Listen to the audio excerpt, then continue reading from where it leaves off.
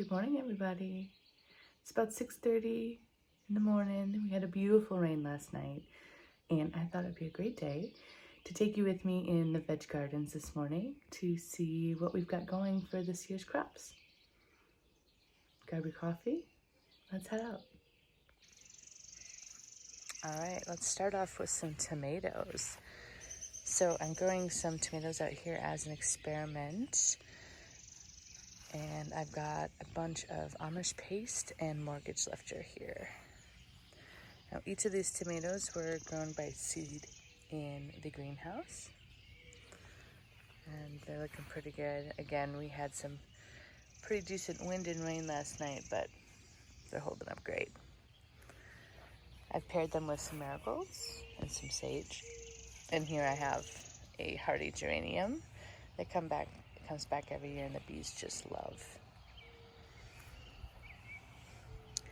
This is one of my perennial beds, and we'll showcase some more of that in other videos. But the tomatoes look good. They look really healthy and happy, and they'll perk right back up today when the sun comes out. So let's take a walk into the veg garden.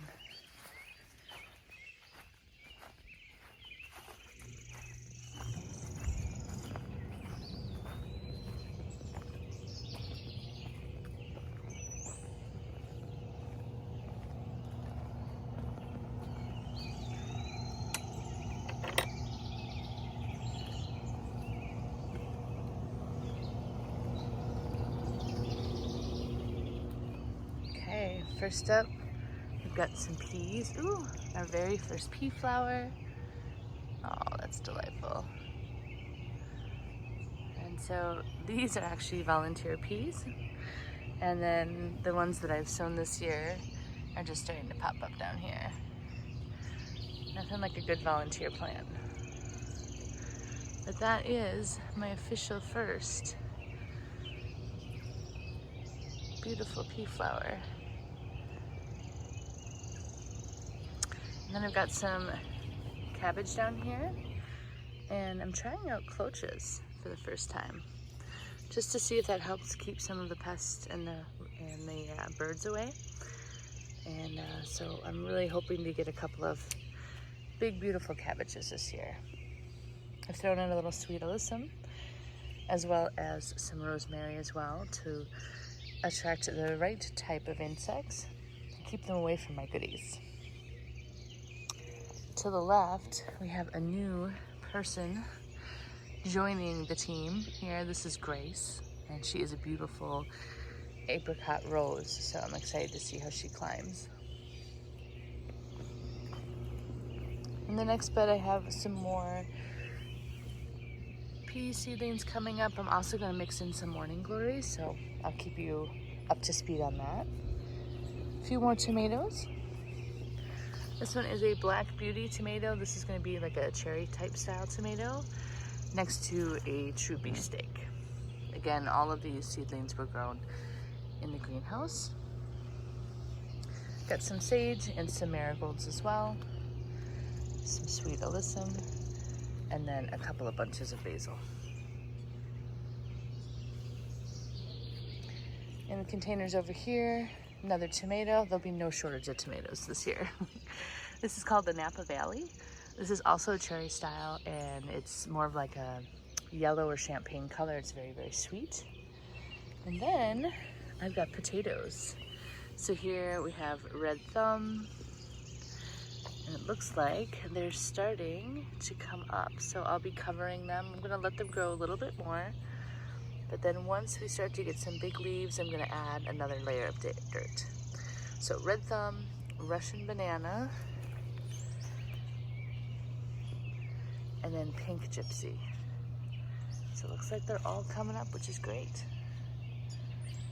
And I just use soil bags. So when they're fully done and the leaves die back and they're filled up later, you just dump the bag over and harvest your potatoes. Now here I've got some volunteer beans from last year. I do believe that they are bush beans, but we'll find out. These, however, are climbers, and these are called long beans. and the beans themselves get almost a foot long. And these are some seeds that I actually grew this plant in 2024 and then harvested. So they'll grow all the way up this vine. In fact, I'm probably going to have to create some type of arch here because they're quite aggressive. And I've paired that with some parsley. Took a little beating to the rain last night, but she'll perk right back up. And then this big behemoth my father grew from seed, and this is a black crib. So super excited to see this big guy go. You guessed it, another tomato. This again is a black strawberry, and so got a little tomato started already. We'll see if you can see that. Here I've got some rue. This comes back year after year. And we've got some peppers. So here is a gypsy hybrid. This was grown from seed by my father. And I then have Ozark peppers, Ozark giants, and then on the end I have a few California wonders. So lots of green peppers this year, really excited. Mix that with some blue spice basil, again with the marigolds. And then look, cucumber seeds came up. Obviously, we'll thin those out a little bit, but I'm gonna give them some time and see who survives. But super excited, those cucumbers will grow all the way up this arch. All right, so I have a couple of these towers in the garden there. They actually haven't been planted out yet. You can see that I have some lettuce that's self-seeded, which is amazing. So I'll take you along when I repot these and make them all beautiful. I've also introduced mountain mint into the garden this year. I've got 6 of these plants. They bring in the beneficial insects. I do deal with some aphid issues on my honeysuckle, and I'm doing a number of things to combat that. And one of them is to bring in beneficial insects that eat the aphids. And mountain mint is a native perennial that will do that here in Wisconsin. And I've got some volunteers. I love gardening with nature. So we see what Mother Nature wants to grow, and then I just work around it. Got blueberry plants here, mixed in some cilantro, some gaillardia, which was grown from seed from an annual, coleus, and some petunias as well. This is actually saffron finch petunia from Proven Winners. So in a couple of weeks, this bed will be completely filled out, but we'll take you along. On the other side, same thing. Another blueberry plants, saffron finch, coleus, and some of those gaillardia. And gosh, aren't they beautiful when they open? I just love them. I will be growing these guys again for sure. And then over in this circle bed, we've got raspberries, 2 different types. And actually, I have an everbearing and a spring-bearing. However, the rabbits decided to take them all down. So that's okay. They look beautiful, they look happy and healthy. I'll take you along for the ride, but I have a golden raspberry, which is the most amazing raspberry I've ever tasted in my life. So we'll taste one together. In the background, you can see there's still many plants to be planted. In this bed, we have delicata squash. And looks like my hand got a little heavy right there. So we will be doing some thinning out. Some of the seeds are from delicata squash that I grew at the Larson house in 2024. And then I threw in a couple of fresh ones too. I wasn't sure what the germination rate would be, but I would say pretty darn successful. So we'll be thinning that out. Paired it again with some basil and some sweet alyssum. And also, we've got corn popping up in rows. So the left side, the corn has popped up. On the right side, it has not. So in the front here, I planted true gold corn. On the back, we have bull sweet corn. So we'll give this guy a day or two and see if this other variety pops up. And if it doesn't, that's okay. We'll plant something else. But I have some volunteer tomatoes here from last year. We'll get those out of the way. And then we have our jalapenos. So I've planted 5 jalapenos, all Pantera jalapenos that were grown from seed in the greenhouse. Basil's a really good companion plant as well, so I've got some basil in the middle and some marigolds around. And then my strawberries. So one year I planted both of my towers in strawberries, and the leaders just started to, you know, attach to the ground, and I just kind of let them go, and now this entire side of my garden every year is fresh strawberries. However, I battle with the robins to eat my strawberries. So again, I'm trying out some cloches this year. I just set it over the top so I at least protect some for myself. But as you can see, I am going to have a bump harvest of strawberries this year. It is going to be delightful. So you'll see me here in the afternoon fighting off the birds to eat some strawberries. I'm trying out artichokes this year. So artichokes, this is an Imperial Star. They're usually a Mediterranean climate. Got to start them kind of early. So I started them in the greenhouse. I'm giving this artichoke this entire bed. And honestly, it's really more for the beauty. I'm really excited. And I actually added a little bit of comfrey around it for fertilization.